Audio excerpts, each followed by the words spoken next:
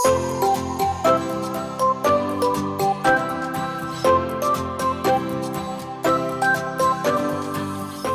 அப்பமாகிய இயேசு கிறிஸ்துவின் நாமத்தில் உங்களுக்கு என்னுடைய அன்பின் வாழ்த்துக்கள். இந்த நாளிலும் யோவான் எழுதின சுவிசேஷம் 6ஆம் அதிகாரம் 66ஆம் வசனத்திலிருந்து 71ஆம் வசனம் வரைக்கும் நம்ம தியானிக்க போகிறோம்.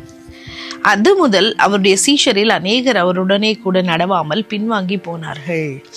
அப்பொழுது இயேசு 12 நோக்கி, நீங்களும் போய்விட மனதாய் இருக்கிறீர்களோ என்றார். சீமோன் பேதுரு அவருக்கு பிரதியுத்தரமாக, ஆண்டவரே, யாரிடத்தில் போவோம்? நித்திய ஜீவ வசனங்கள் உம்மிடத்தில் உண்டே. நீர் ஜீவன் உள்ள தேவனுடைய குமாரனாகிய கிறிஸ்து என்று நாங்கள் விசுவாசித்தும் அறிந்தும் இருக்கிறோம் என்றார்.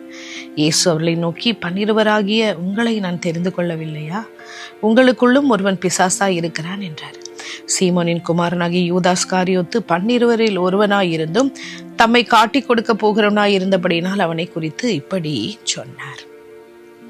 எனக்கு அன்பானவர்களே, நேற்று தினத்தில் நம்ம தியானித்தோம். அநேக விசுவாசிகள் இயேசு கிறிஸ்துடைய இந்த ஆழமான உண்மையான சத்தியத்தை கேட்டு அவங்களால அதில் நிலை நிற்க முடியாமல் பின்வாங்கி போயிட்டாங்க. இயேசுவை பின்பற்றணும்னு தான் வந்தாங்க, ஆனால் உண்மையான சத்தியத்தை அவங்களால என்ன செய்ய முடியல, புரிந்து கொள்ள முடியவில்லை. பிதா ஒருவருக்கு உதவி செய்யாவிட்டால், இழுத்து கொள்ளாவிட்டால் ஒருவரும் உண்மையாக கிறிஸ்துவை பின்பற்ற முடியாது என்பதை இயேசு கிறிஸ்துவே சொல்றார். அப்போ இதை இயேசு கிறிஸ்து சொன்ன உடனே அநேக சீஷர்களில் அநேக பேர் என்ன பண்ணிட்டாங்க, அவர் பின்னாடி நடக்கல, பின்வாங்கி போனாங்க. அவளுடைய ஆரம்பம் சரியா இருந்தது, ஆனா வழி விலகி போனாங்க. இயேசு கிறிஸ்து 12 பேர், தாம் தெரிந்து கொண்ட 12 சீஷர் தம்மோடு கூட இருக்கிறவர்களை பார்த்து சொன்னார், நீங்களும் போய்விட மனதா இருக்கிறீங்களா அப்படின்னு இயேசு கேட்டபோது உடனடியாக அங்கே பேதுரு, தெரிந்து கொள்ளப்பட்ட பாத்திரமாகிய பேதுரு சொல்றாரு, எப்படி ஆண்டவரே நாங்கள் உங்களை விட்டு போவோம்? உங்ககிட்ட தான் நித்திய ஜீவ வசனங்கள் இருக்கிறதே, வார்த்தைகள் இருக்கிறதே, எங்களை உயிர்ப்பிக்கிற வார்த்தை, எங்களை நித்திய ஜீவனுக்கு ஏதுவா எங்களை வழி நடத்துகிற வார்த்தை உம்மிடத்தில் உண்டே. கிறிஸ்துவை அறிந்து கொண்டவர், கிறிஸ்து யார் என்பதை வெளிப்பாடோடு அவர் பெற்றவர் தான் பேதுரு. சொல்றார், நாங்கள் யாரிடத்தில் போவோம்? எங்களை உயிர்ப்பிக்கிற சத்தியங்கள், ஜீவ வசனங்கள். அப்போ அந்த ஜீவன் என்பது என்ன? நித்திய ஜீவ வசனங்கள். ஜீவன் என்பது ஆண்டவருடைய சுபாவங்கள்.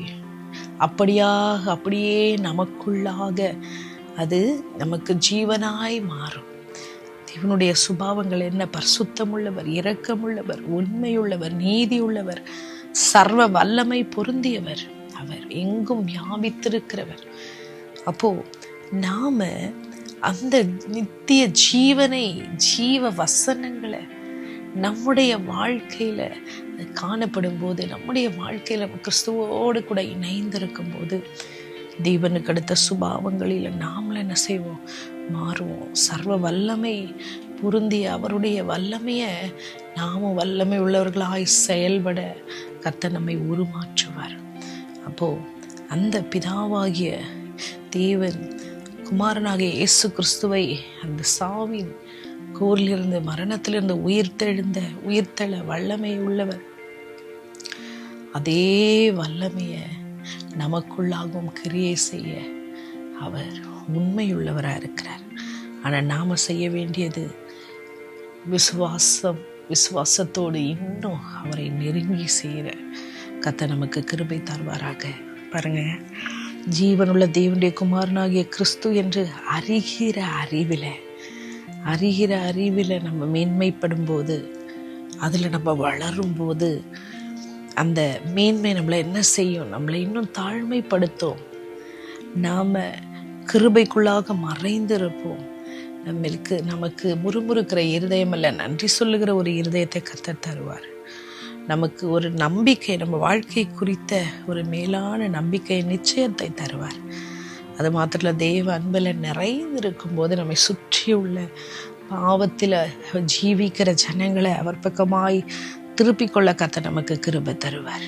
பாருங்க, இயேசு கிறிஸ்து எல்லாமே அறிந்திருந்த தேவனாக இருந்தும் அவர் தன்னை தாழ்த்தி அன்பாக தன் சீஷர்களோடு கூட பேசின காரியங்களை நம்ம பார்க்கிறோம். நாமும் இன்றைக்கு நாம் கற்றுக்கொண்ட பாடத்தின்படி பிதாவானவர் நம்மை இழுத்து கொள்ளும்படியாய், அது மாத்திரம் அல்ல, அவரை விசுவாசிக்கிற விசுவாசத்தில் இன்னும் நம்ம வளர கர்த்தர் நமக்கு கிருபை தரணும். அது மாத்திரம் இல்லை, இந்த சத்தியத்தில் நிலைத்திருக்க பின்வாங்காத ஒரு இருதயம், உறுதியான ஒரு இருதயத்தை கர்த்தர் தரும்படியாய் அவரை நோக்கி பார்ப்போமா? எங்கள் அன்பின் தெய்வமே, நீர் எங்களோடு கூட பேசணும்ட வார்த்தைகளுக்காக ஸ்தோத்திரம். நித்திய ஜீவ வசனங்கள் உம்மிடத்தில் உண்டே, உண்மையில்லாமல் நாங்கள் வேறு யாரிடத்தில் போவோம் அப்பா? ஆண்டவரே, ஒவ்வொரு நாளும் எங்களை உயிர்ப்பிக்கிற வேத வார்த்தைகளுக்காக, சத்தியங்களுக்காக நன்றி சொல்லுகிறோம். ஆண்டவரே, இன்னும் ஆண்டவரே உம்மை குறித்த விசுவாச கண்களை கர்த்தர் எங்களுக்கு திறந்தருளுவீராக. இன்னும் ஆழமாய் வேறொன்ற உமக்குள்ளாய் நிலைத்திருக்க கர்த்தர் உதவி செய்வீராக. பாதாள வல்லமையை மேற்கொள்ளுகிறவர்களாய் ஒவ்வொரு நாளும் சத்ருவை ஜெயித்து ஆண்டவரே கர்த்தருடைய சித்தத்தை நிறைவேற்றுகிற பிள்ளைகளாய் நாங்கள் ஜீவிக்க எங்களுக்கு உதவி செய்யும். ஆண்டவரே, தாழ்மையிலும் கர்த்தருக்கு பயப்படுகிற பயத்திலும் நன்றியுள்ள இருதயத்தோடு கூட, நம்பிக்கையில உறுதியாக இருக்க இன்னும் தைரியத்தோடு கூட, இன்னும் அன்போடு கூட உடைய ராஜ்யத்தை கட்ட நீர் எங்களுக்கு கிருபை தாரும், அனுக்கிரகம் தந்தருளும். உடைய கிருபை இல்லாம நாங்களுமே உண்மையாய் சேவிக்க பின்பற்ற முடியாது சுவாமி. உடைய கிருபையினால எங்களை மூடி மறைத்து பாதுகாத்துக் கொள்ளும். துதிகன மகிமையாவுமக்கு செலுத்தி இயேசுவின் நாமத்தில் ஜெபிக்கிறோம் ஜீவனுள்ள பிதாவே. ஆமேன், ஆமேன்.